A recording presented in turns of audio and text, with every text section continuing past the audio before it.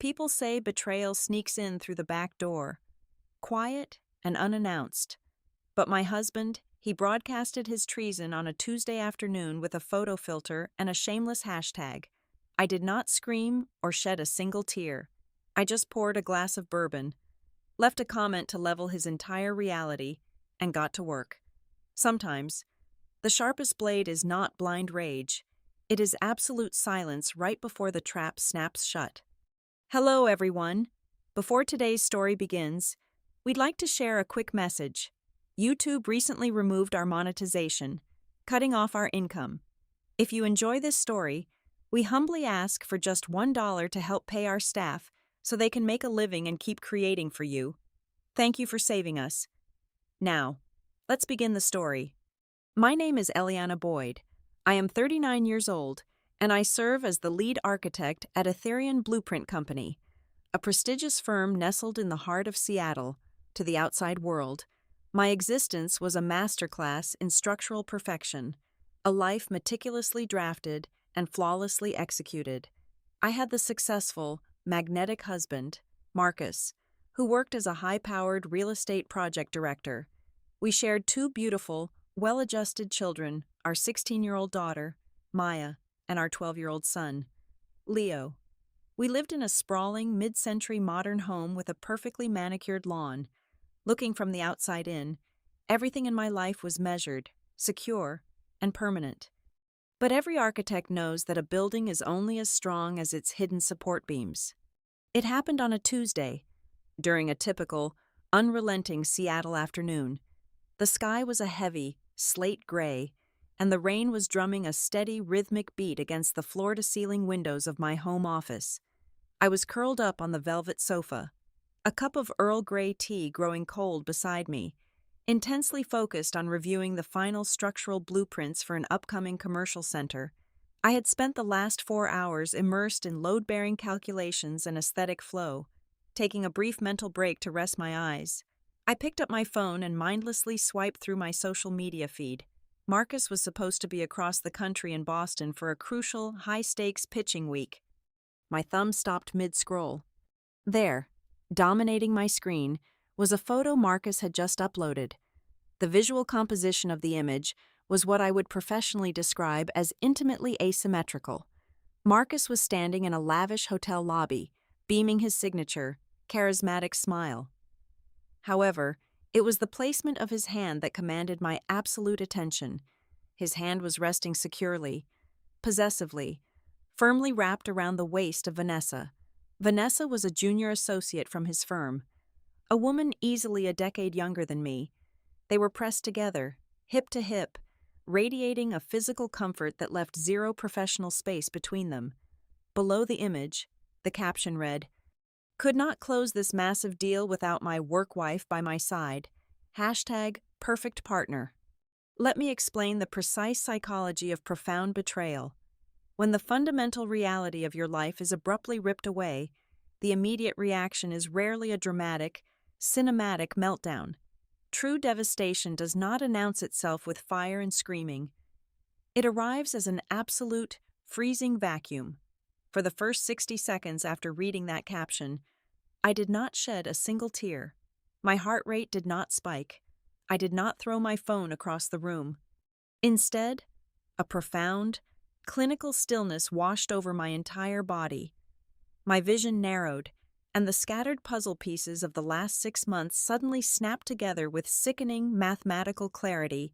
I remembered the sudden, unexplained increase in out-of-state business trips that stretched over weekends. I recalled the significant, recurring withdrawals from our joint savings account. Whenever I asked about the missing funds, Marcus had smoothly dismissed them as necessary. Aggressive investment costs required for his new hush-hush projects. Sitting there in the gray afternoon light, I realized it was never about investments. It was about funding his second, secret life. The arrogance required to post that photo was staggering. It was the arrogance of a man who believed he was entirely untouchable. I set my phone face down on my drafting table. I stood up, the silence of the empty house suddenly feeling incredibly loud. I walked down the hallway to my private, locked filing cabinet. 3 months ago, when those financial discrepancies first appeared. A quiet, primal instinct had told me to prepare for the worst. I am an architect. I refuse to build on an unstable foundation without having a reinforced emergency exit strategy in place. I had already secretly retained a top-tier lawyer and had a complete, airtight set of divorce papers drafted, waiting quietly in a sealed manila envelope. I pulled the crisp, thick documents from their hiding place. I walked with measured steps into the dining room and placed the pristine white stack directly in the exact center of our massive oak dining table. The stark white paper looked undeniable against the dark, polished wood. It was the new centerpiece of our ruined marriage. I walked back to my office and picked up my phone again. The photo was already gathering likes and fawning comments from their oblivious mutual colleagues. I tapped the comment box. My fingers did not tremble. I did not use a single emoji. I did not ask why. And I did not type out a long, desperate paragraph of heartbroken fury. I typed a single, declarative sentence. Divorce papers are on the table. I hit send. I watched my comment appear at the very top of his feed. A digital bomb dropped directly onto his carefully curated public image. Then, I held down the power button and completely turned off my device, severing his connection to me and cutting off the impending panic and incoming shockwaves. I grabbed my tan trench coat, picked up my car keys, and calmly walked out into the Seattle rain. It was time to pick up Maya and Leo from school. The trap was set. The timer had started, and for the first time in months, my mind was perfectly clear. By 8 o'clock that evening, the digital shockwave had hit the affluent social circles of Seattle with the force of a hurricane. I had powered on a backup prepaid phone I kept for emergencies, leaving my primary device completely dead. Through a dummy social media account, I watched the chaos unfold. My single comment had ignited a firestorm. Our mutual friends, high-profile real estate partners, and country club acquaintances were flooding his page. Marcus was panicking. He had called my dormant phone over 80 times. He left frantic voicemails on our home landline, his voice cracking with a pathetic mix of rage and terror. Eliana, pick up the phone. It is a misunderstanding. It was just a stupid social media trend. You are making a massive scene over nothing, he pleaded to the answering machine echoing through the quiet hallway. I let the tape record his desperation, sipping a glass of chilled water, entirely unbothered. He was scrambling, trying to put out a forest fire with a water gun. He was stuck in Boston for another 48 hours, and I planned to use every single second of his absence. The next morning, after dropping Maya and Leo off at school, I invited a private cybersecurity specialist named Julian to our home. I had worked with Julian to secure the servers at Ethereum Blueprint Company, and he was known for his ironclad discretion. I led him into Marcus's locked home office, a masculine room filled with leather-bound books and a sleek, password-protected desktop computer. I need you to bypass his security, I told Julian, my voice perfectly steady. I suspect infidelity. I need access to his private emails, hidden drives, and financial logs. Find the hotel receipts and the message threads. It took Julian exactly 45 minutes to crack the administrative firewall. I pulled up a leather chair next to him, bracing myself for the cliché discoveries, the explicit photos, the sappy love letters, the secret weekend getaway bookings. But as Julian bypassed the final encryption on a hidden desktop folder labeled Alpha Archives, what flooded the screen was not an affair, it was an execution. My breath caught in my throat. I leaned closer to the high-resolution monitor, my eyes scanning the file names. They were not photos, they were KD files, structural renderings, and highly classified architectural blueprints. I clicked on a file titled Harbor Concept 3. A complex, breathtaking architectural rendering filled the screen. It was my design. It was the exact structural concept I had been drafting in secret for the last 7 months. Open the email client, I instructed Julian, my tone dropping to a dangerous, icy whisper. We sifted through a heavily encrypted email thread between Marcus, Vanessa, and 3 prominent venture capitalists. The narrative unfolding in those emails was a masterclass in corporate espionage and betrayal. Marcus and Vanessa were not merely sleeping together. They were actively raising capital to launch a rival real estate and design firm, and their foundational pitch to these investors, my stolen intellectual property. The final piece of the puzzle clicked into place when I read the subject line of an email Vanessa had sent to Marcus just 2 days prior.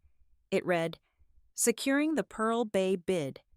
The Pearl Bay project was the crown jewel of Seattle's upcoming urban development, a massive waterfront revitalization contract worth hundreds of millions of dollars. My firm, Aetherion, was currently in the final stages of preparing our bid for it. The designs stolen from my private home server were the exact blueprints I was going to use to win that bid. Marcus and Vanessa were planning to submit my brilliant, unpublished work under their newly formed company's name. They were going to steal my genius to bankrupt my firm and build their empire. I sat back in the chair, a chilling wave of clarity washing over me. Suddenly, that arrogant social media post made perfect sense. Calling Vanessa his perfect partner and work wife was not just the careless bragging of an unfaithful husband. It was the blind, intoxicating arrogance of two thieves who were drunk on the thrill of the heist. They believed they were about to steal my family, my fortune, my career, and my legacy, leaving me with absolutely nothing. They thought I was a naive domestic fool who would cry over a cheating spouse while they quietly drained the blood from my professional life. "Julian," I said, breaking the heavy silence in the room, "do not delete anything. I do not want them to know we were ever inside this system. But I need you to clone every single kilobyte of data on this hard drive. I want every email, every blueprint, every bank routing number, and every deleted message backed up onto 3 separate, encrypted physical drives." "Consider it done, Mrs. Boyd," Julian nodded, immediately initiating the mass data transfer. I walked over to the large window of the office, looking out at the gray Seattle skyline.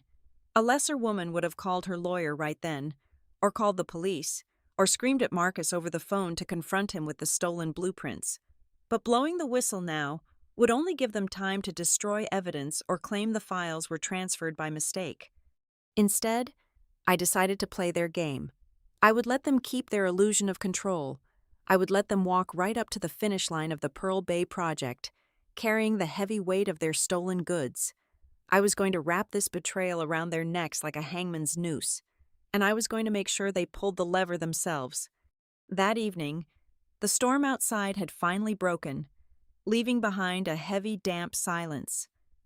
I called Maya and Leo down to the living room. They took a seat on the large sectional sofa. Sensing the gravity in the room, I did not sit across from them like a judge. I sat right between them, pulling them close. "I need to talk to you both about something very serious," I began, keeping my voice soft but entirely steady. "Your father and I are getting a divorce." Leo, being 12 years old, immediately looked lost. "Did we do something wrong? Is he mad at us?"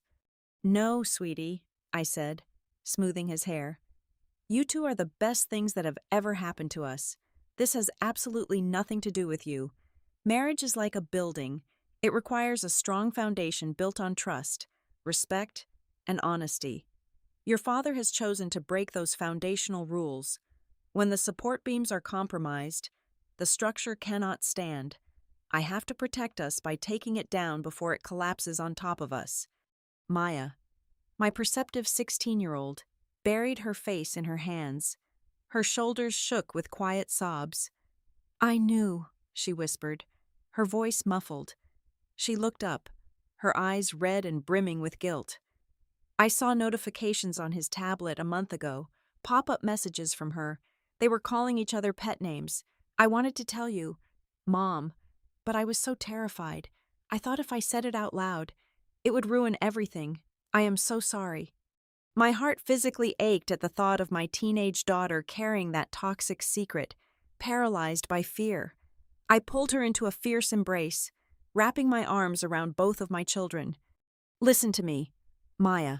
You listen to me very carefully," I said, locking eyes with her. "You never have to apologize for his sins. It was never your burden to carry. The only person who ruined this family is your father. From this second forward, I am the lead architect of our lives. I will build a fortress around us, and I promise you, I will keep you both absolutely safe." By 9 o'clock the following morning, I was sitting in the sleek, glass-walled conference room of my attorney, Sarah. She was a brilliant, ruthless family law attorney who did not deal in emotions. She dealt in leverage.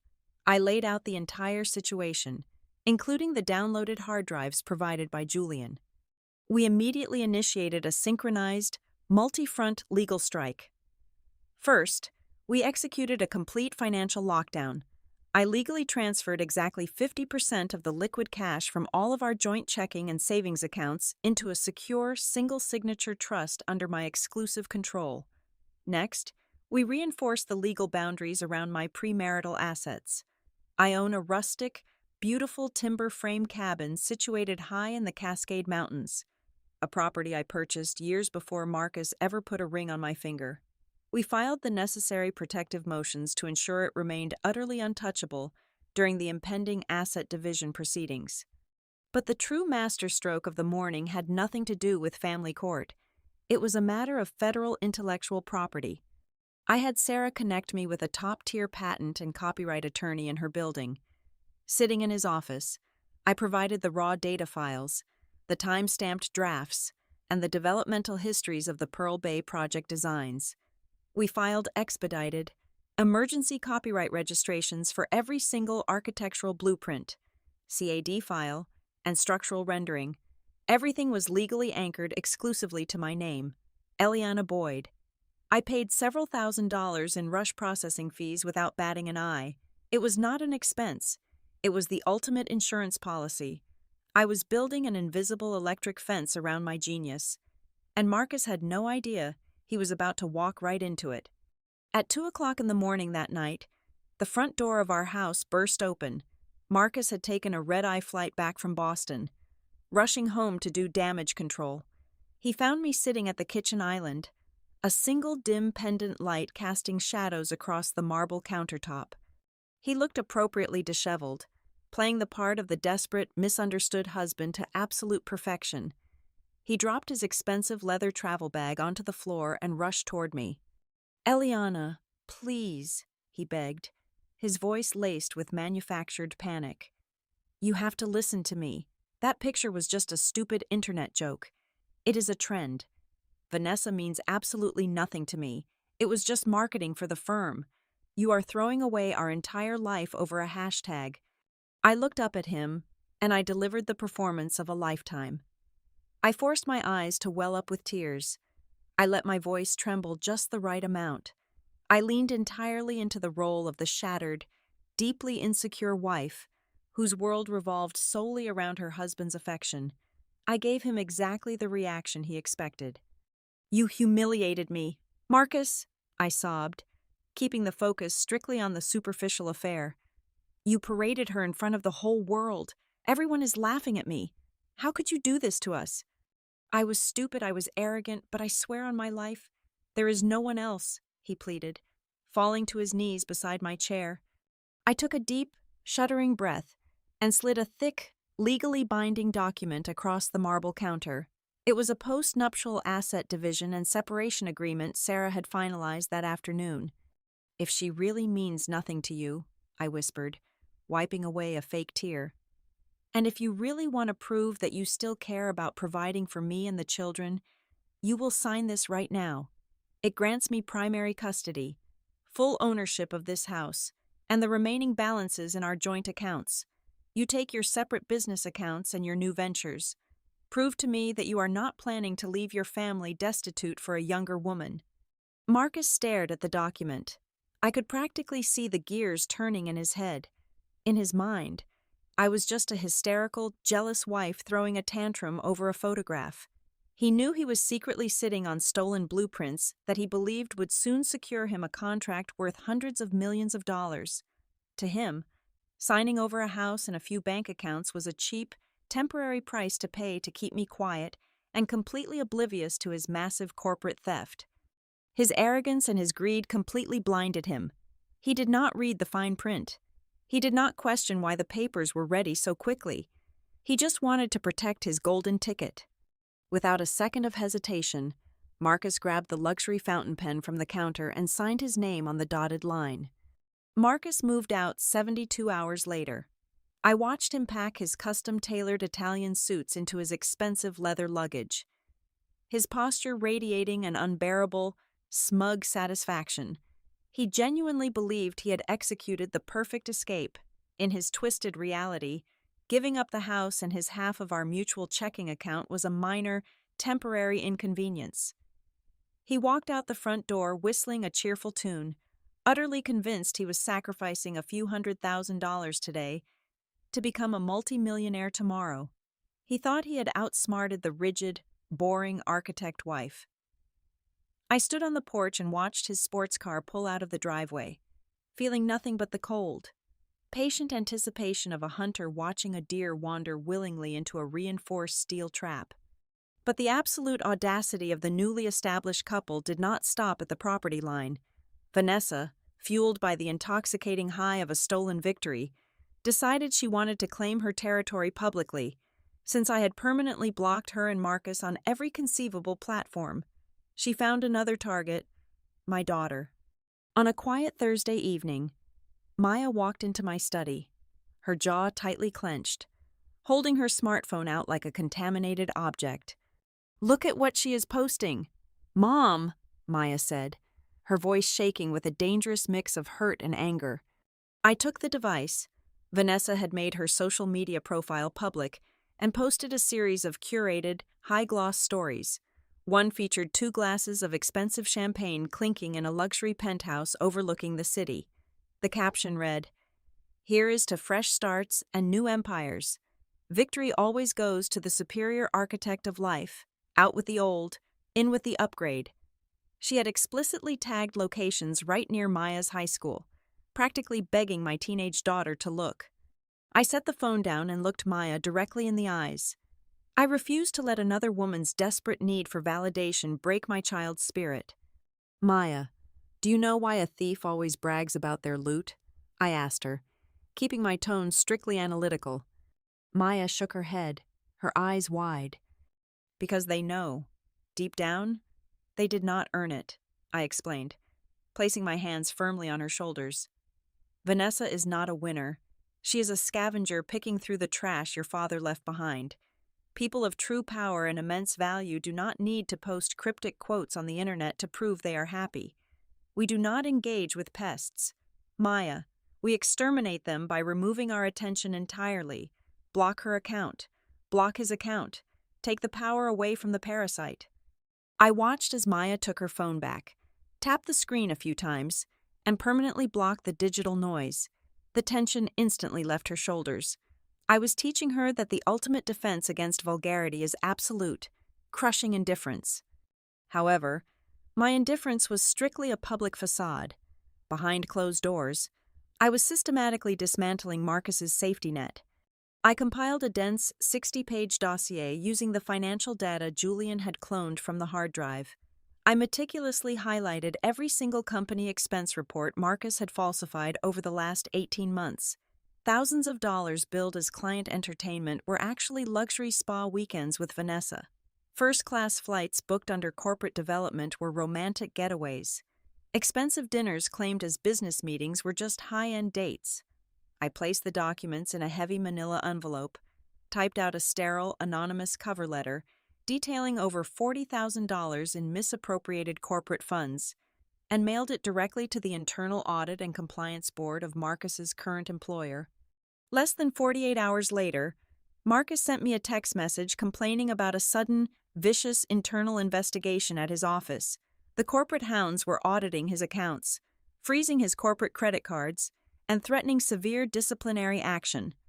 "Can you believe these corporate dinosaurs?" he texted me, completely oblivious to the fact that I was the one holding the leash.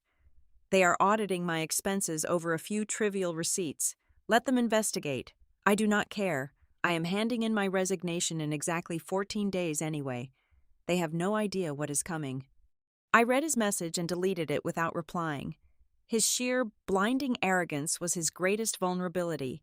He honestly believed he was invincible because he was holding my stolen blueprints.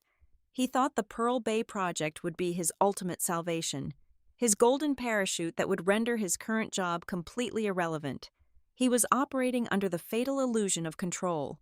I walked over to the large calendar hanging on my office wall.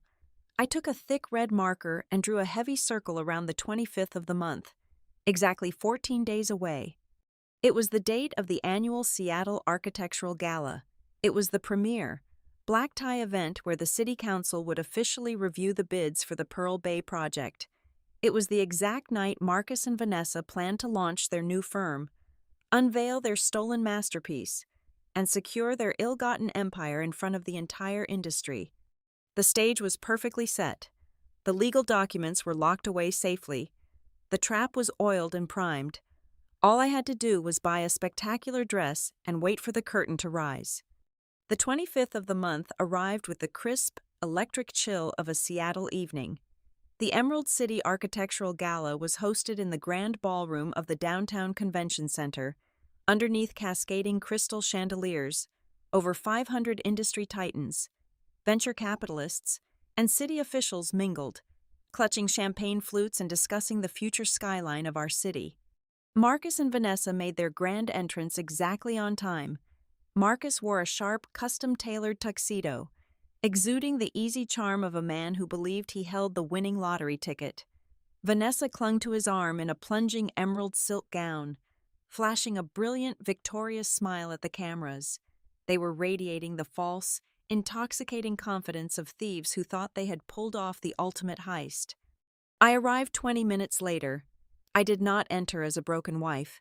I entered as the lead architect of Etherian Blueprint Company. I wore a structured, floor-length gown in absolute midnight black. It had sharp, asymmetrical shoulders, a dress designed not for a party, but for a corporate execution. When Marcus finally spotted me across the sea of guests, his champagne flute halted halfway to his mouth. A microscopic tremor of doubt crossed his face. I did not glare. I did not look away. I offered him a slow, chilling smile. He quickly turned his back, attempting to shake off the panic. At 10 o'clock, the main event commenced. The heavy velvet curtains parted, and the bidding presentations for the Pearl Bay project began. Several minor firms pitched their concepts. Finally, the Master of Ceremonies stepped to the podium and announced the highly anticipated presentation from the newest players in the industry. Marcus walked up the grand steps to the stage, bathing in the bright spotlights. Vanessa stood near the wing, glowing with smug anticipation. "Ladies and gentlemen," Marcus spoke into the microphone, his voice smooth and magnetic. "Tonight, my partner and I are not just presenting a building. We are unveiling a legacy, a design that will redefine the waterfront of Seattle forever." He pressed the remote clicker in his hand to unveil the design. The massive LED screen behind him went completely black. A tense, heavy second passed. Then, a sharp, digital glitch echoed through the massive surround sound speakers. Instead of his stolen architectural rendering, a blinding white document filled the 30-foot screen. It was a high-definition scan of a certified United States federal intellectual property registration.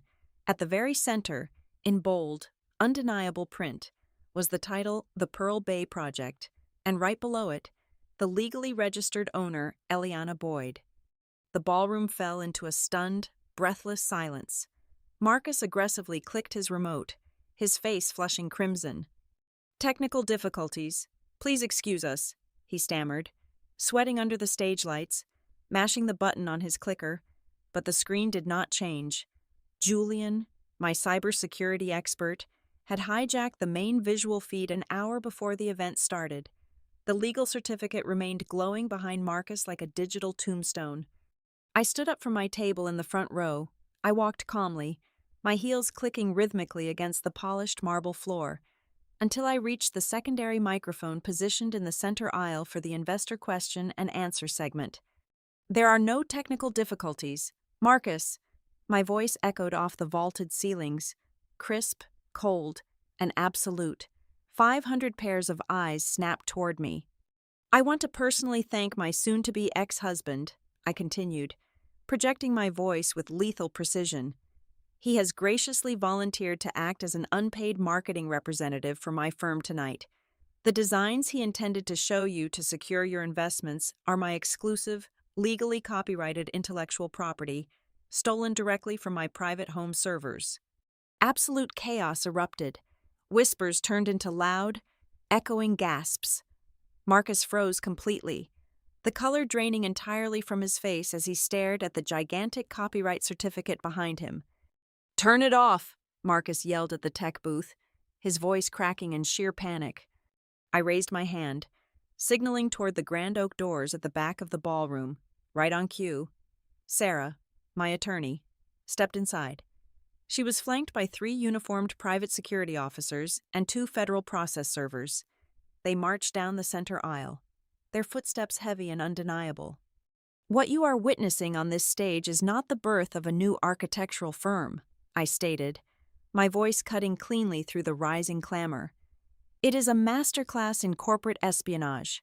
The legal representatives approaching the stage right now are carrying immediate injunctions, cease and desist orders, and federal lawsuit notifications for grand larceny of intellectual property." Vanessa realized instantly that the ship was sinking. The illusion of their unstoppable empire shattered into a million pieces. She ripped the microphone from its stand on the stage, her voice shrill and panicked. "I had nothing to do with this," she screamed, her eyes wide with terror, pointing a manicured finger directly at Marcus. "He told me he drafted them. He lied to me. He is a fraud. I did not know they were stolen." Marcus looked at her, his jaw dropping in pure, unadulterated shock. The perfect work wife, the woman he blew up his entire family for, threw him directly under the bus the absolute second her own survival was threatened. Their partnership shattered on the stage in front of the most powerful people in the city. The federal process servers reached the stage and handed Marcus a thick stack of legal documents. The lead investor for the Pearl Bay Committee, a ruthless billionaire sitting 2 tables away from me, stood up, shook his head in absolute disgust, and walked out of the room. Within 60 seconds, the rest of the investors followed his lead, turning their backs on the stage. The empire Marcus thought he built vaporized into thin air. Security escorted Marcus and Vanessa out of the convention center through the service elevators.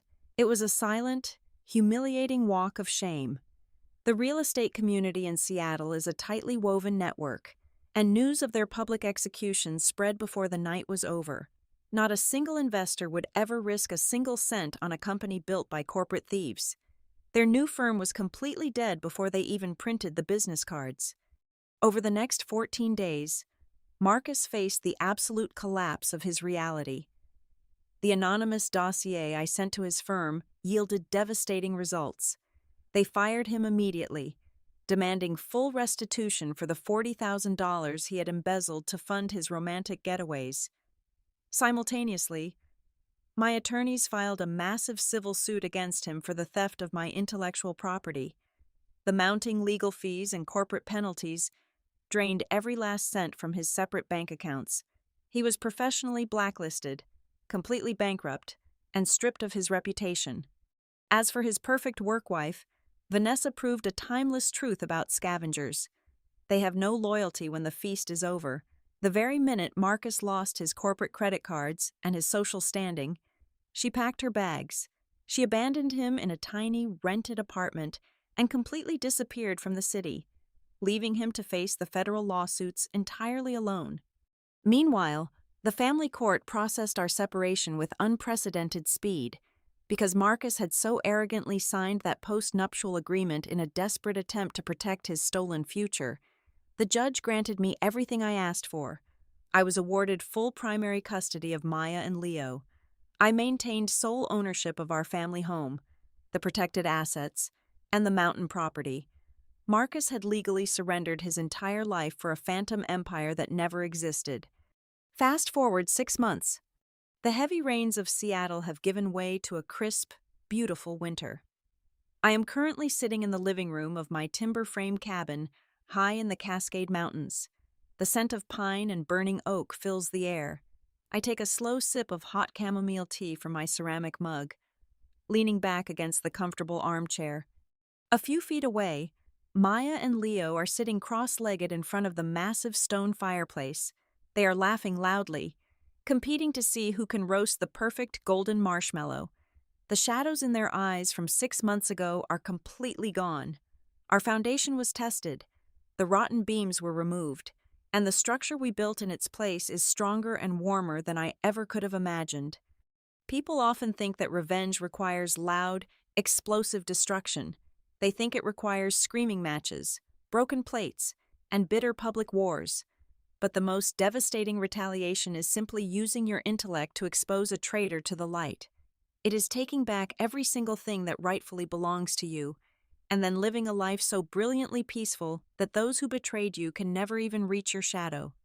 That crisp white stack of divorce papers I left on the dining room table all those months ago was not the tragic end of my family. It was my ticket to absolute freedom. Thank you so much for listening to today's story. We hope you enjoyed it. As an ad-free channel, your support is what keeps us alive. Please support Zoe Revenge Stories with just $1 via the QR code on the screen, or click the link in the description box or pinned comment. Also, we would love to connect with you. Please leave a comment telling us which city or state you are listening from. Thank you for standing with us, and see you in the next stories.